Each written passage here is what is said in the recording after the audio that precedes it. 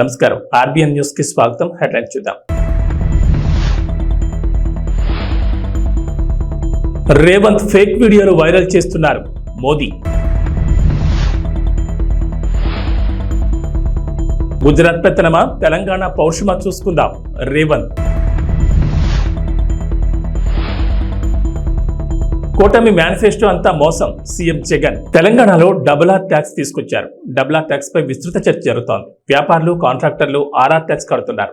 Double R tax తో నల్లధనం ఢిల్లీకి చేరుతోంది. ఆర్ఆర్ ఎవరో మీకు ఇప్పటికే అర్థమై ఉంటుంది. ఆర్ఆర్ ట్యాక్స్ ను అడ్డుకోకపోతే సర్వనాశనం తప్పదు అంటూ ప్రధానమంత్రి నరేంద్ర మోడీ రేవంత్ రెడ్డిని టార్గెట్ గా ఫైర్ అయ్యారు. జహీరాబాద్ బీజేపీ విజయ సంకల్ప సభలో పాల్గొన్న ప్రధాని మోడీ బీఆర్ఎస్, కాంగ్రెస్ పై ఫైర్ అయ్యారు. కాళేశ్వరం ప్రాజెక్టు పేరుతో బీఆర్ఎస్ పెద్ద స్కామ్ చేసిందన్నారు.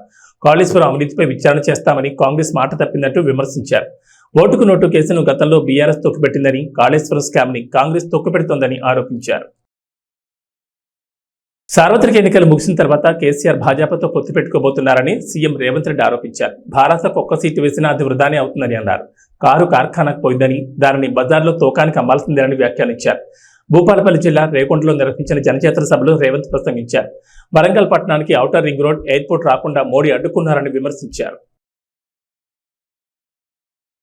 ఏపీలో విపక్ష ఎన్డీఏ కూటమి ఉమ్మడి మేనిఫెస్టో ఇవాళ విడుదల చేసింది. అయితే అనుకున్న సమయం కంటే దాదాపు 3 గంటల ఆలస్యంగా ఇది విడుదలైంది. ఈ కార్యక్రమంలో విపక్ష కూటమిలో విభేదాలు బయటపడ్డాయి. ముఖ్యంగా చంద్రబాబు, పవన్ కళ్యాణ్ మేనిఫెస్టో పట్టుకుంటే అక్కడే ఉన్న బీజేపీ జాతీయ నేత సిద్ధార్థనాథ్ సింగ్ అక్కడికి వచ్చినా దూరంగా ఉండిపోయారు. అంతేకాదు ప్రధాని మోడీ ఫోటో కూడా మేనిఫెస్టోలో కనిపించలేదు. ఈ నేపథ్యంలో ఎన్డీఏ మేనిఫెస్టో విడుదలపై సీఎం వైఎస్ జగన్ స్పందించారు. బీజేపీ అధిష్టానం ఆదేశాలతోనే ప్రధాని మోడీ ఫోటో ఎన్డీఏ మేనిఫెస్టోపై లేకుండా పోయిందన్నారు. చంద్రబాబు, పవన్ మేనిఫెస్టోపై మోడీ ఫోటో పెట్టొద్దంటూ బీజేపీ అధిష్టానం చంద్రబాబుకు ఫోన్ చేసిందని జగన్ తెలిపారు. దీంతో చంద్రబాబు మేనిఫెస్టో అంతా మోసమని తేలిపోయిందన్నారు. అలాంటి మేనిఫెస్టోపై మోడీ ఫోటో వేసేందుకు బీజేపీ అంగీకరించలేదన్నారు. ఇచ్చిన ఈ మేనిఫెస్టోను ఒక బైబిల్గా, ఒక ఖురాన్గా, ఒక భగవద్గీతగా దీన్ని భావిస్తూ దీన్ని ఇంప్లిమెంట్ చేసిన పరిస్థితులు, దీన్ని ఇంప్లిమెంట్ చేసిన విధానం బహుశా దేశ చరిత్రలోనే ఈ 58 నెలలు అన్నది చిరస్థాయిగా చరిత్రలో ఎప్పటికీ కూడా నిలిచిపోతాయి. 2019లో ఇచ్చిన ఈ వాగ్దానాలన్నీ కూడా ఎంతో నిష్ఠగా మనం అమలు చేశాం. ఏ స్థాయిలో ఇది అమలు చేశాము అని అంటే, ఈ మేనిఫెస్టో అన్నది ప్రతి ప్రభుత్వ కార్యాలయంలో ఉన్న ప్రతి ఇంపార్టెంట్ అధికారి దగ్గర ఈ మేనిఫెస్టో ఉంది. ఏ స్థాయిలో ఇది అమలు చేశాము అని అంటే, ఈ మేనిఫెస్టో అన్నది రాష్ట్రంలో ఉన్న ప్రతి ఇంట్లో కూడా ఉంది. అంటే అన్నిసార్లు ఈ మేనిఫెస్టో వాళ్ళ ఇళ్ళకు పంపించాం. ప్రతి సంవత్సరం తర్వాత ఇదిగో ప్రోగ్రెస్ రిపోర్ట్, ఇదిగో అక్క, ఇదిగో చెల్లెమ్మ, ఇదిగో ప్రోగ్రెస్ రిపోర్ట్, ఇదిగో మా మేనిఫెస్టో, చెప్పినటువన్నీ మీరే టిక్ చేయండి అని మొట్టమొదటి సంవత్సరంలో 88%, 85%, 86% మొట్టమొదటి సంవత్సరంలో టిక్కు పెడితే చివరికి వచ్చేసరికి 99.5%, 99 ఎంత దాని నుంచి ఎంత 99 చివరికి వచ్చేసరికి దాదాపు 99% పైచిలుకు 99% పైచిలుకు మేనిఫెస్టోను మనం ఇంప్లిమెంట్ చేసి ప్రజల చేతుల్లో ఇచ్చిన పరిస్థితి. ఇలా ఈ మేనిఫెస్టోను ప్రతి ఇంట్లో కూడా చేర్చిన పరిస్థితులు ఎప్పుడైనా ఉన్నాయా, ఏదైనా ప్రభుత్వం చేసింది అని అంటే అది కూడా ఈ 58 నెలల కాలంలోనే జరిగిందని కూడా చెప్పడానికి గర్వపడతా ఉన్నా. నవరత్నాల పాలనకు నిజంగా అర్థం చెబుతూ ఏకంగా ఈ 58 నెలల కాలంలోనే, ఈ 58 నెలల కాలంలోనే ఏకంగా 2,70,000 కోట్ల రూపాయలు, మళ్ళా రిపీట్ చేస్తా ఉన్నా, ఏకంగా 2,70,000 కోట్ల రూపాయలు డిబిటీగా, అంటే నేరుగా నా అక్క చెల్లెమ్మల కోసం నేను బటన్ నొక్కడం, నా అక్క చెల్లెమ్మల కుటుంబాల ఖాతాల్లోకి నేరుగా డబ్బులు వెళ్ళిపోవడం. నేరుగా వారి చేతికి అది అందడం, ఇదొక హిస్టరీ. 2,70,000 కోట్ల రూపాయలు ఈ మాదిరిగా నా అక్క చెల్లెమ్మలకు దేవుడి దయతో మంచి చేయగలిగాం. పేదల ఆత్మగౌరవాన్ని, అవ్వాతాతల ఆత్మాభిమానాన్ని ఎరిగిన వాడిగా వాళ్ళ ఇంటికి ఈ పథకాలన్నీ డోర్ డెలివరీ చేసిన పరిస్థితులు కూడా ఈ 58 నెలల కాలంలోనే. రాజ్యాంగ మార్పుపై కొంతకాలంగా భాజపా కాంగ్రెస్ల నడుమ మాటల యుద్ధం జరుగుతోంది. దీనిపై కాంగ్రెస్ అగ్రనేత రాహుల్ గాంధీ మరోసారి స్పందించారు. కేంద్ర మంత్రి అమిత్ షాపై విమర్శలు గుప్పించారు. మన రాజ్యాంగాన్ని మార్చే శక్తి ఈ ప్రపంచంలోని ఎవరికీ లేదంటూ మండిపడ్డారు. భాజపా మరోసారి అధికారంలోకి వస్తే రాజ్యాంగాన్ని మారుస్తుందని ఆయా సందర్భాల్లో ఆ పార్టీ నేతలు స్పష్టంగా చెప్తున్నారు. ఈ విషయాన్ని అమిత్ షా కూడా చెప్పారని రాహుల్ ఆరోపించారు. బిఆర్ అంబేద్కర్ కాంగ్రెస్ దేశ ప్రజలతో కలిసి బ్రిటిష్ వారితో పోరాడి భారత రాజ్యాంగాన్ని రూపొందించారు. ఇది పేద ప్రజల ఆత్మ గొంతుక వంటిది. దాన్ని ఎవ్వరూ తాకలేరు. మార్చే శక్తి ప్రపంచంలో ఎవరికీ లేదు. అలాంటిది రాజ్యాంగ మార్పుకే కేంద్రంలోని భాజపా కలలు కంటోంది. అలా ఎన్నటికీ జరగనివ్వమని వ్యాఖ్యానించారు. పెరూరులో సోమవారం సాయంత్రం ఘోర ప్రమాదం జరిగింది. ప్రయాణికులతో వెళ్తున్న బస్సు లోయలో పడింది. ఈ దుర్ఘటనలో 23 మంది చనిపోయారు. మరో 6 తీవ్రంగా గాయపడ్డారు. బస్సు తాయాబాంబా నుంచి లిమా వెళ్తుండగా కుస్కా జిల్లాలోని రహదారిపై ఈ ప్రమాదం జరిగింది. సమాచారం అందుకున్న అధికారులు, సిబ్బంది అక్కడికి చేరుకున్నారు. వెంటనే సహాయక చర్యలు ప్రారంభించారు. అతి వేగం వల్లే ఈ ప్రమాదం జరిగినట్లు తెలుస్తోంది. ఢిల్లీ సీఎం అరవింద్ కేజ్రీవాల్ అరెస్టుపై సుప్రీంకోర్టు మంగళవారం కీలక వ్యాఖ్యలు చేసింది. లోక్సభ ఎన్నికలకు కేవలం కొద్ది రోజుల ముందే కేజ్రీవాల్ని ఎందుకు అరెస్ట్ చేశారనే ప్రశ్నలపై ఎన్ఫోర్స్మెంట్ డైరెక్టరేట్ స్పందించాలని సర్వోన్నత న్యాయస్థానం దర్యాప్తు ఏజెన్సీని కోరింది. ఢిల్లీ మద్యం పాలసీ కేసులో ఈడీ తనను అరెస్ట్ చేసి రిమాండ్కు తరలించడాన్ని సవాల్ చేస్తూ అరవింద్ కేజ్రీవాల్ దాఖలు చేసిన పిటిషన్ విచారిస్తూ సుప్రీంకోర్టు బెంచ్ దర్యాప్తు ఏజెన్సీని ప్రశ్నించింది. వ్యక్తి స్వేచ్ఛ అనేది చాలా కీలకమైందని, దీన్ని మీరు నిరాకరించలేరని జస్టిస్ సంజీవ్ ఖన్నా పేర్కొన్నారు. ఇక కేజ్రీవాల్ను అరెస్ట్ చేసిన సమయం పైన ప్రశ్నలు తలెత్తున్నాయని అన్నారు. విచారణ చేపట్టడం, ఆపై పలు ఫిర్యాదుల పునరావృతం కావడం మధ్య ఎందుకు విరామం ఉందనే వివరాలపైన స్పందించాలని దర్యాప్తు సంస్థను సుప్రీంకోర్టు కోరింది. ఛత్తీస్గఢ్లో మరో భారీ ఎన్కౌంటర్ జరిగింది. నారాయణపూర్, కాంకేర్ జిల్లాల సరిహద్దుల్లో మంగళవారం ఉదయం భద్రతా దళాల కాల్పుల్లో 10 మంది మావోయిస్టులు మరణించారు. వీరిలో 3 మహిళలు ఉన్నారని పోలీసులు వెల్లడించారు. గత 15 రోజుల వ్యవధిలో మావోయిస్టులకు ఇది 2వ ఎదురుదెబ్బ. తాజా ఎన్కౌంటర్కు సంబంధించి అధికారులు తెలిపిన వివరాల ప్రకారం 2 జిల్లాల సరిహద్దుల్లోని అబూజ్మడ్లోని టేక్ మీటా, కాకూర్ అడవుల్లో మావోయిస్టులు ఉన్నట్లు సమాచారం అందింది. దీంతో నారాయణపూర్ ఎస్పీ ప్రభాత్ కుమార్ నేతృత్వంలో జిల్లా reserve guard, DRG, special task force, STF దళాలు సంయుక్తంగా సెర్చ్ ఆపరేషన్ చేపట్టాయి. మధ్యప్రదేశ్ చెందిన కాంగ్రెస్ చెందిన 3వ కీలక నేత రాహుల్ గాంధీ రాష్ట్రంలో ఎన్నికల ప్రచారం నిర్వహిస్తున్న రోజున 1000 మంది మద్దతుదారులతో బీజేపీకి ధీటుగా నిలిచారు. ముఖ్యమంత్రి మోహన్ యాదవ్, రాష్ట్ర పార్టీ చీఫ్ విడి శర్మ, మాజీ హోంమంత్రి నరోత్తమ్ మిశ్రా సమక్షంలో కాంగ్రెస్ మాజీ మంత్రి 6 సార్లు ఎమ్మెల్యే ఎన్నికైన రామ్ నివాస్ రావత్ ఈరోజు షియోపూర్ భారీ ర్యాలీలో బీజేపీలో చేరారు.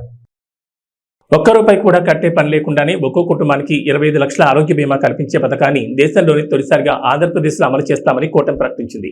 ఎస్సీ, ఎస్టీ, బీసీ మైనార్టీలకు 50 ఏళ్లకే 4,000 పింఛను అందజేస్తామని, మత్స్యకారులకు వేట విరామ సమయంలో 20,000, ఆటో, టాక్సీ, లారీ, టిప్పర్ డ్రైవర్లకు 15,000 ఆర్థిక సహాయం చేస్తామని హామీ ఇచ్చింది.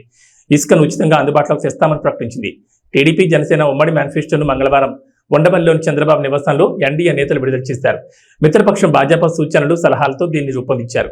టీడీపీ అధినేత చంద్రబాబు, జనసేన అధ్యక్షుడు పవన్ కళ్యాణ్, భాజపా రాష్ట్ర ఎన్నికల సహాయ ఇన్ఛార్జ్ సిద్ధార్థనాథ్ సింగ్ ఈ కార్యక్రమంలో పాల్గొన్నారు. తెలుగుదేశం పార్టీకి, జనసేన పార్టీకి వారి యోగంలో వచ్చిన రిప్రజెంటేషన్స్, అలాగే జనవాణి కార్యక్రమంలో వచ్చిన వినతులు కానీ, ఆన్లైన్లో వచ్చిన సూచనలు కానీ, అందరికీ 2 పార్టీలకు వచ్చిన సూచనలన్నీ క్రోడీకరించి ఈ మేనిఫెస్టో తయారు చేయడం జరిగింది. ముఖ్యంగా రాష్ట్ర ప్రజల నేటి అవసరాలను తీరుస్తూ రేపటి ఆకాంక్షలకు సాకారం చేసే ఈ మేనిఫెస్టోని కూటమి ప్రభుత్వం పటిష్టంగా దీన్ని అమలు చేస్తుంది. దీంట్లో ముఖ్యమైన అంశాలు ఏమేమి తీసుకున్నామంటే, ఆంధ్రప్రదేశ్ ప్రజల భవిష్యత్తు ఆల్మోస్ట్ కత్తి మొనపైన వేలాడుతూ ఉంది.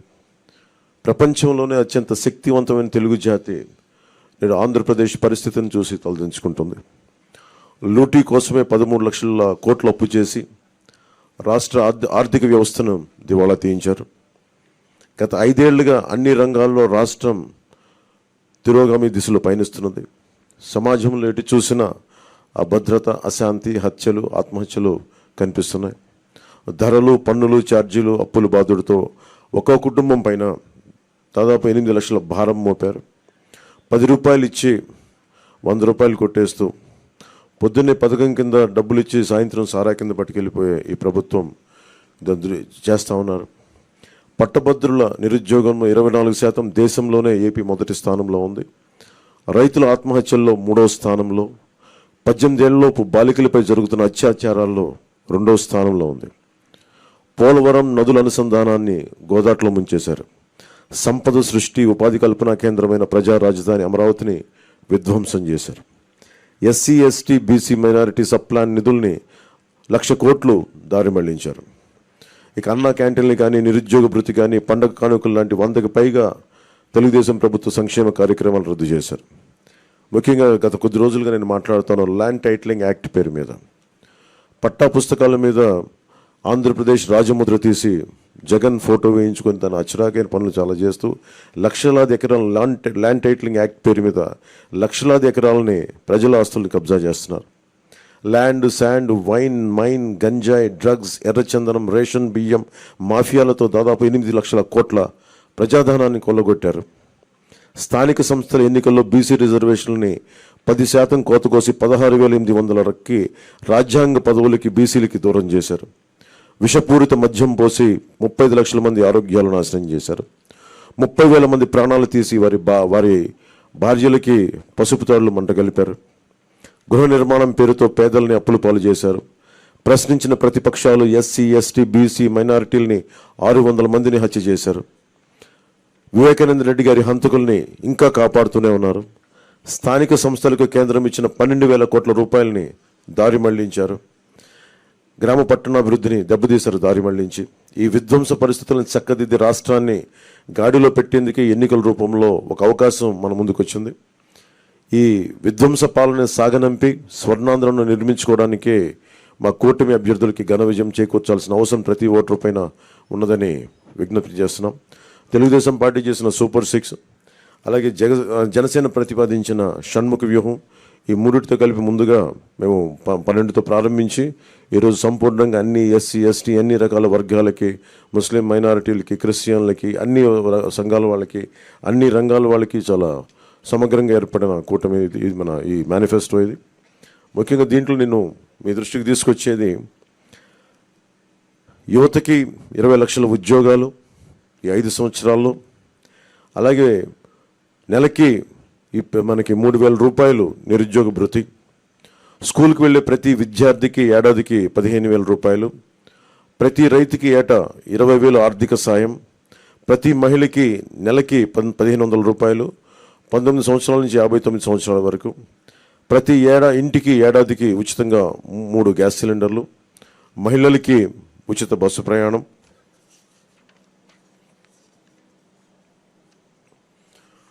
మత్స్యకారులకు సంబంధించి సముద్ర వేట విరామ సమయంలో మత్స్యకారులకు 20,000 రూపాయల ఆర్థిక సాయం, జీవో2 2017ని రద్దు చేస్తాం, బోట్ల మరమ్మతులకు కానీ ఆధునిక కమ్యూనికేషన్లకు కానీ ఆర్థిక సాయం అందిస్తాం.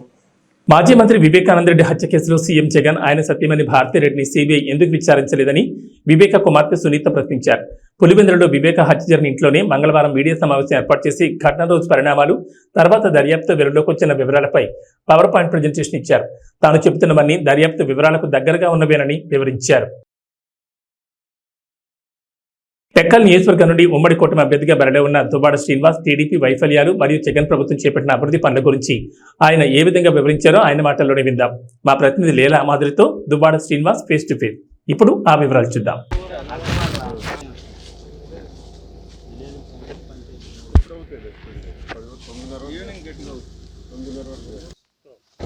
శ్రీకాకుళం జిల్లా టెక్కల్ నియోజకవర్గం నుంచి వైఎస్ఆర్సీపీ అభ్యర్థిగా దువ్వాడ శ్రీనివాసరావు గారు తన నియోజకవర్గమైన మదనాపురంలో ప్రచారం కొనసాగిస్తున్నారు.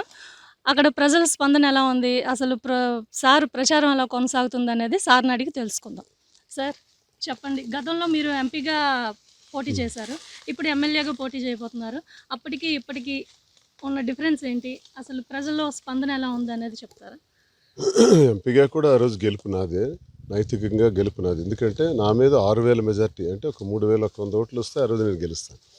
దానికి కారణం పోస్టల్ బ్యాలెట్, ఆ రోజు లెక్కించలేదు, టెక్నికల్ ప్రాబ్లమ్స్తో పెట్టి పక్కన పెట్టేశారు, రిక్ చేశారు కొన్ని బూతులు. ఇవన్నీ కలిపి జస్ట్ 3000 డిఫరెన్స్ తప్ప ఆ రోజు నైతికంగా గెలుపు మాదే. 1,24,000 మెజార్టీతో గెలిచిన రామ్మోహన్ నాయుడు 2019 వచ్చేటప్పటికి 6,000 మెజార్టీకి దిగజారు. ఈసారి ఖచ్చితంగా రామ్మోహన్ నాయుడు అడ్డంగా పోతాడు, తిరుగుండదు. మా టెక్కల్ కాన్స్టిట్యున్సీకి వచ్చేటప్పటికి 25,000 మెజార్టీతో గెలుస్తాం. ఇక్కడ మా గెలుపు నల్లేరు మీద నడక. ఎందుకంటే మేము చేసిన మా ప్రభుత్వంలో జగన్మోహన్ రెడ్డి గారు చేసినటువంటి అభివృద్ధి, స్వాతంత్ర్యం వచ్చి 75 ఏళ్ళు అయింది. 75 ఏళ్ళు అవుతూ తెలుగుదేశం పార్టీ ఆవిర్భవించి 40 ఏళ్ళు అయింది. ఆ 75 ఏళ్లలో కానీ ఈ 40 ఏళ్లలో కానీ శ్రీకాకుళం జిల్లాకు అత్యంత ఎక్కువగా నిధులు వచ్చిన సందర్భం రెండు సందర్భాలు. ఒకటి జలగం వెంగళరావు గారు ముఖ్యమంత్రిగా ఉండేటప్పుడు 72లో మోసదారికి 800 కోట్లు వచ్చింది. డాక్టర్ వైఎస్ రాజశేఖర రెడ్డి గారు ముఖ్యమంత్రిగా ఉండేటప్పుడు 1000 కోట్లు వచ్చింది. That's all. ఆ తర్వాత మనకి అత్యంత ఎక్కువ స్థాయిలో నిధులు వచ్చినటువంటి చరిత్ర ఎప్పుడూ లేదు. కానీ జగన్మోహన్ రెడ్డి గారు ముఖ్యమంత్రి అయిన తర్వాత ఈ టెక్కలి నియోజకవర్గంలో 7,000 కోట్ల రూపాయల నిధులు తీసుకొచ్చాం. అభివృద్ధి కోసం, సంక్షేమం కోసం, పారిశ్రామికీకరణ కోసం. అంటే వలసలకు మాత్రమే పరిమితమైనటువంటి ఈ జిల్లా బిడ్డను చేత పట్టుకొని, పొట్ట చేత పట్టుకొని కూలి పనులకు వెళ్ళి హైదరాబాద్, నెల్లూరు, కర్నూలు, మద్రాసు ప్రాంతాలకు కూలికి వెళ్ళి బ్రతికే కూలి బ్రతుకులు ఈ శ్రీకాకుళం జిల్లా. వలస జీవితాలు. ఎన్నాళ్ళు ఈ వలసలు? ఎందుకు మన ప్రాంతంలో బ్రతకూడదు? మన ప్రాంతంలో ఎందుకు పరిశ్రమలు లేవు? ఎన్నాళ్ళు పడుతుంది ఇంకే పరిశ్రమలు రావడానికి? 75 ఏళ్ళు చాలదా? తెలుగుదేశం పార్టీ ఆవిర్భవించి 40 ఏళ్ళు కూడా ఇంకా చాలదా? ఎన్నాళ్ళు ఈ ఊడిగం చేస్తాం? జగనన్న ఆలోచించారు. ఎట్టి పరిస్థితుల్లో కూడా శ్రీకాకుళం నుంచి ఇక వలసలు ఉండకూడదు. ఇక్కడి వారు ఇక్కడే పనిచేసుకునేటట్టు, ఆత్మగౌరవంతో గౌరవంగా ఇక్కడే బ్రతికేటట్టు ఉండాలి అంటే పరిశ్రమలు రావాలి అంటే దానికి ఆ వాతావరణాన్ని క్రియేట్ చేయాలి. ఆల్రెడీ ఇక్కడ 6 లైన్ ఉంది, రైల్వే ట్రాక్ ఉంది, మద్రాసు వరకును.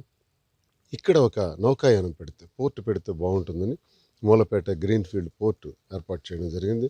దానికి 4,361 కోట్ల రూపాయలు శాంక్షన్ అవ్వడం జరిగింది. ఆల్రెడీ పోర్టు 70% పూర్తి అయిపోయింది. ఏడాదిలోనే షిప్ తెస్తామని చెప్పాం, ఏడాదిలోగా షిప్ తీసుకొచ్చాం అక్కడికి. మరొక 4-5 నెలల్లో ఈ పోర్టుని జాతికి అంకితం చేస్తాం. ఆ పోర్టుని ఎప్పుడైతే ఫినిష్ చేస్తామో 20,000 మందికి ఉద్యోగాలు వస్తాయి. ఆ 20,000 మంది కూడా మొట్టమొదటిగా టెక్కలి నియోజకవర్గానికి చెందిన వాళ్ళు, తర్వాత శ్రీకాకుళం, తర్వాత ఉత్తరాంధ్ర. ఈ ప్రాంతంలో ఉండే ప్రతి నిరుద్యోగికి కూడా ఇక్కడ మూలపేట పోర్టులో అవకాశం వస్తుంది. ఉత్తరాంధ్రకే మూలపేట గ్రీన్ఫీల్డ్ పోర్ట్ ఒక మణిహారంగా మారుతుంది. ప్రపంచంలో ది బెస్ట్ పోర్ట్స్లో ఎన్ని ఉన్నాయైతే అందులోకి చేరబోతుంది. ఎందుకంటే 19 మీటర్స్ డెప్త్ అనమాట, డీప్ సీ వాటర్స్. మంచి పోర్టుగా ఇది ఎదగబోతుంది. ఈ ప్రాంతం కూడా టెక్కలి ఒక పారిశ్రామిక వాడగా మారబోతుంది, ఒక ముంబై నగరంలా మారబోతుంది ఒక 3-4 సంవత్సరాల్లోనే. దీనికి కారణం జగన్మోహన్ రెడ్డి గారు వేసినటువంటి అడుగులు. పోర్టు కారణంగా ఈ ప్రాంతమే పరిశ్రమలతో నిండడం వల్ల సుమారు ఒక 50,000 మందికి ఉద్యోగాలు పరిశ్రమలు, పోర్టు కలిపి ఇప్పించడానికి మేము ప్రణాళిక సిద్ధం చేసాం. ఆ దశలో అడుగులు వేసి ఈరోజే దానికి స్పీడ్ చేసేసాం. పనులు కూడా జరిగిపోతున్నాయి. సంక్షేమం ఒకవైపు, అమ్మఒడి, రైతు భరోసా, చేయూత, జగనన్న విద్యా దీవెన, జగనన్న వసతి దీవెన, ఆరోగ్యశ్రీ, వైఎస్ఆర్ ఆరోగ్య ఆసరా, నాయబ్రాహ్మణులు, ఆటో రిక్షాలు, ఇలా చెప్పుకుంటూ పోతే చాంతాడంత లిస్టు పథకాలు. ఈ పథకాలన్నీ కలిపి ఒక్క టెక్కల్ నియోజకవర్గానికే 1,600 కోట్లు ఇచ్చాం. ప్లస్ ఆఫ్షోర్ రిజర్వాయర్ నందిగామ మండలంలో డాక్టర్ వైఎస్ రాజశేఖర రెడ్డి గారు శంకుస్థాపన చేస్తే, తర్వాత తెలుగుదేశం ప్రభుత్వం వచ్చి రాష్ట్ర విభజన తర్వాత పూర్తిగా విస్మరిస్తే దాన్ని ఇప్పుడు పూర్తి చేస్తున్నాం. మొత్తంగా 7,000 కోట్లు, అదొక 900 కోట్లు. మొత్తంగా 7,000 కోట్లు జిల్లా చరిత్రలో ఇది మొదటిసారి. ఇది కాక టెక్కలి ముఖద్వారంగా కిడ్నీ రోగాలు ఉన్నాయి. దాన్ని పూర్తిగా నిర్మూలించడానికి పలాసలో ఒక కిడ్నీ రీసెర్చ్ సెంటర్, ఒక కిడ్నీ ఆసుపత్రి, హిరమండలం దగ్గర నుంచి త్రాగునీరు, ఇదంతా కలిపి 700 కోట్ల రూపాయలు. మా డివిజన్కి 8,000 కోట్ల రూపాయలు తెచ్చిన మొదటి సందర్భం. నేను ఒక్క మాట అడుగుతున్నాను, మా గెలుపు కారణాలు ఇవి. మరి తెలుగుదేశం పార్టీ ఆవిర్భావం నుంచి 40 ఏళ్ల చరిత్రలో ఎర్రంనాయుడు కేంద్ర మంత్రిగా ఉన్నాడు, అచ్చెన్నాయుడు రాష్ట్ర క్యాబినెట్లో ఉన్నాడు, రామ్మోహన్ నాయుడు 10 సంవత్సరాలు ఎంపీ చేశారు. ఏం చేశారో నేను చెప్పినట్టు ఒకటి చెప్పానండి.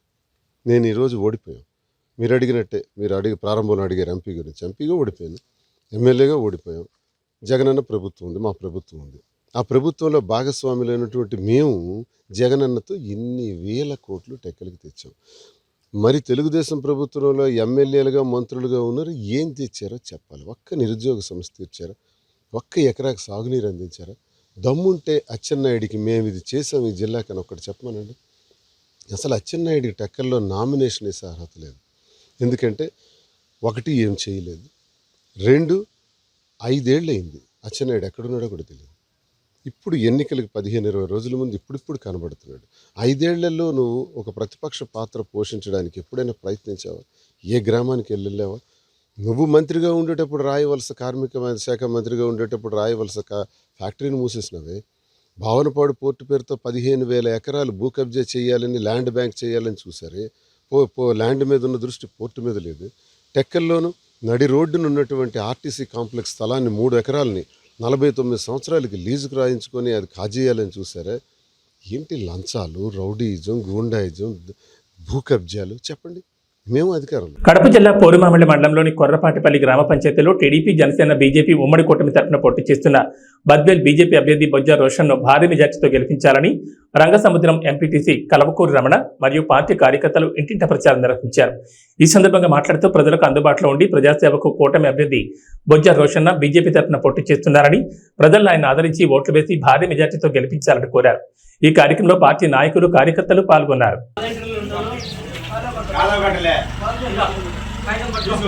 కమలం పువ్వు గుర్తుకే, కమలం పువ్వు గుర్తుకే, కమలం పువ్వు గుర్తుకే. ఈరోజు కొరపాటిపల్లెలో మన బొజ్జ రోషన్న గారికి కమలం పువ్వు గుర్తుపైన ఓటేసి అత్యధిక మెజార్టీ తీసుకురావాలని చెప్పి క్యాన్వాస్ చేయడం జరిగింది. ఈ క్యాన్వాస్ మన మల్లికార్జున్ గారు, అచ్చిరెడ్డి గారు, అల్లూరయ్య గారు, సిద్ధయ్య గారు, మహేంద్ర గారు, శ్రీనివాసులు గారు, పీరయ్య గారు, పెద్ద పీరయ్య గారు వీళ్ళ ఆధ్వర్యంలో క్యాన్వాస్ విజయవంతంగా నిర్వహించడం జరిగింది. ప్రజల్లో స్పందన చాలా అద్భుతంగా ఉంది. మన బద్వేల్ నియోజకవర్గంలో బొజ్జ రోషన్న గారి విజయం తథ్యం. మెజారిటీ కోసమే మేము చూస్తున్నాం. ఖచ్చితంగా చంద్రబాబు నాయుడు గారు ఈ రాష్ట్రానికి ముఖ్యమంత్రి కూటమి తరపున ముఖ్యమంత్రి కాబోతున్నారు. చంద్రబాబు నాయుడు గారు ముఖ్యమంత్రి అయితే ముఖ్యంగా మహిళలకు అయితేనేమి చాలా మంచి పథకాలు ఉన్నాయి. అదేవిధంగా ఈ గవర్నమెంట్ వచ్చిన తర్వాత ప్రతిదీ కూడా అధిక రేట్లు పెంచి పేద మధ్యతరగతి వాళ్ళ నడ్డి విరిచారని చెప్పి ఈ సందర్భంగా నేను ఆరోపిస్తున్నాను. అదేవిధంగా చంద్రబాబు నాయుడు గారు గవర్నమెంట్ వస్తే పేదలే కాకుండా నిరుద్యోగ యువత అయితేనేమి, ఉద్యోగస్తులు అయితేనేమి అందరూ కూడా సంతోషంగా ఉంటారని చెప్పి ఈ సందర్భంగా తెలియజేస్తున్నాను. అదేవిధంగా చంద్రబాబు నాయుడు గారు సీఎం అవ్వాలి అంటే కనుక మన ఈరోజు బొజ్జ రోషన్న గారిని బద్వేల్ నియోజకవర్గం నుంచి కమలం పువ్వు గుర్తుపైన ఓటేసి మనం ఎమ్మెల్యేగా చేసుకోవాల్సిన అవసరం ఎంతైనా ఉందని చెప్పి మేము ఓటర్లను అభ్యర్థించడం జరిగింది. అదేవిధంగా ఈరోజు రాష్ట్రం జగన్మోహన్ రెడ్డి గారు రాష్ట్రాన్ని సచివాలయాలు అయితేనేమి, ఎక్సైజ్ శాఖ అయితేనేమి, ఇలా పార్కులు అయితేనేమి, ఇలా అనేక ఆస్తులు తాకట్టు పెట్టి డబ్బులు తీసుకొచ్చి ఈరోజు రాష్ట్రాన్ని అంధకారంలో ఉంచాడని చెప్పి కూడా ఆరోపిస్తా ఉన్నారు. ఈరోజు జగన్మోహన్ రెడ్డి గారు సీఎంగా ఉంటే ఇలాగే కొనసాగితే కనుక మీరు చూస్తున్నారు ఈరోజు ల్యాండ్కు సంబంధించి ఒక యాక్ట్ తీసుకొచ్చారు. ఈ యాక్ట్కు సంబంధించి ఎన్నో మన ప్రజలైతేనేమి, రైతులు అయితేనే ఎన్నో ఇబ్బందులు ఎదుర్కొనే అవకాశాలు కూడా ఎన్నో ఉన్నాయని చెప్పి నేను తెలియజేస్తా ఉన్నా. అదేవిధంగా మన పాసుబుక్కుల పైన, మన భూమి పైన ఆయన ఫోటో ఏంది, ఆయన పెత్తనం ఏంది అనేది కూడా నేను ఆరోపిస్తా ఉన్నా. కాబట్టి ఈ జగన్మోహన్ రెడ్డి గారికి బుద్ధి చెప్పాలి అంటే, జగన్మోహన్ రెడ్డి గారిని ఇంటికి పంపించాలంటే మనం ఖచ్చితంగా బొజ్జ రోషన్న గారికి కమలం పువ్వు గుర్తుపోయిన ఓటేసి ఎమ్మెల్యేగా చేసుకొని, అదేవిధంగా ఎంపీకి మన సైకిల్ గుర్తుకు భూపేశ్ రెడ్డి గారికి ఓటేసి ఎంపీగా చేసుకున్నామంటే కనుక మన చంద్రబాబు నాయుడు గారు సీఎం అవుతారు. చంద్రబాబు నాయుడు గారు సీఎం అయితే రాష్ట్రం నిజంగా సుభిక్షంగా ఉంటుంది.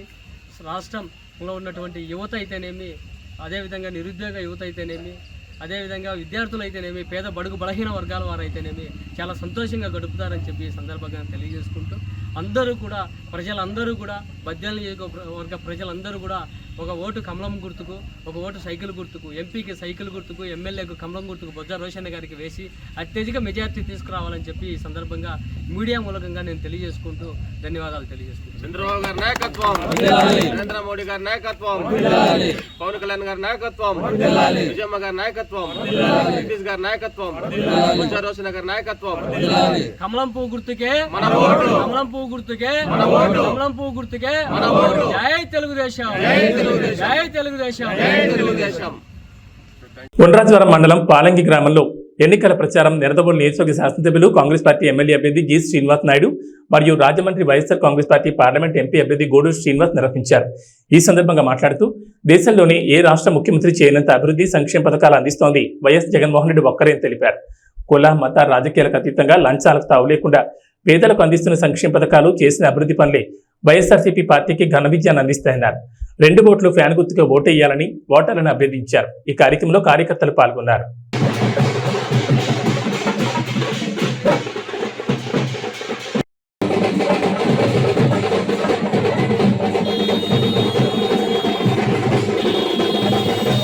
మన ఎంపీ అభ్యర్థి మా డాక్టర్ గూడూరు శ్రీనివాస్ గారు, మరి అదేవిధంగా మన సీనియర్ నాయకులు గొప్పల తమ్మయ్య గారు, అమ్మా అందరం కూడా కలిసి మీ దీవెనల కోసం మీ ఆశీర్వాదాల కోసం వచ్చామమ్మా. ఈ రోజు డాక్టర్ గూడూరు శ్రీనివాస్ గారు మన ఎంపీ అభ్యర్థిగా పోటీ పెడుతున్నారు రాజమండ్రి పార్లమెంట్ అమ్మా. నేను ఇక్కడ నిడదవోలు ఎమ్మెల్యేగా పోటీ పెడుతున్నామా. 2 ఓట్లు ఇస్తారు ఎంపీ ఎమ్మెల్యే ప్రతి ఒక్కరికి అమ్మా. 2 ఓట్లు కూడా బాగున్నారా? నమస్తే అమ్మా. నమస్తే నమస్తే అమ్మా. బాగున్నారు? నేను చెప్పాలమ్మా.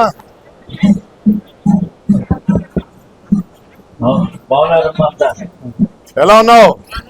Very good very good. ఓహో, నువ్వు నీ చేత్తో నీవు అందరికి పార్టీ ఏదైనా ఓటు నాకేనా? అమోఘమైన పవిత్రమైన 2 ఓట్లు కూడా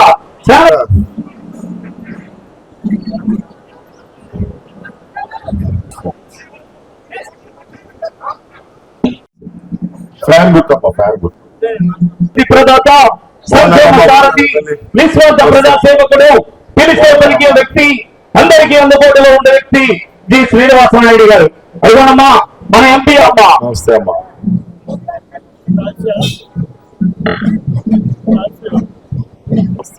రాబోయే రోజుల్లో వాలంటరీ వ్యవస్థ,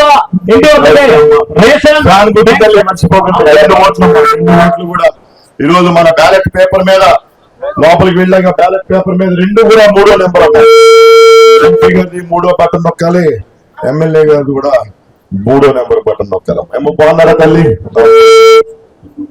ప్రస్తుతం ఐపీఎల్ 2024 సీజన్ రసవత్తరంగా సాగుతుండగా మరోవైపు ఈ ఏడాది T20 ప్రపంచ కప్ కోసం భారత జట్టులో ఎవరికి చోటు దక్కుతుందనే విషయం గురించి అందరూ ఉత్కంఠగా ఎదురుచూస్తున్న సమయంలో బీసీసీఐ కీలక ప్రకటన చేసింది.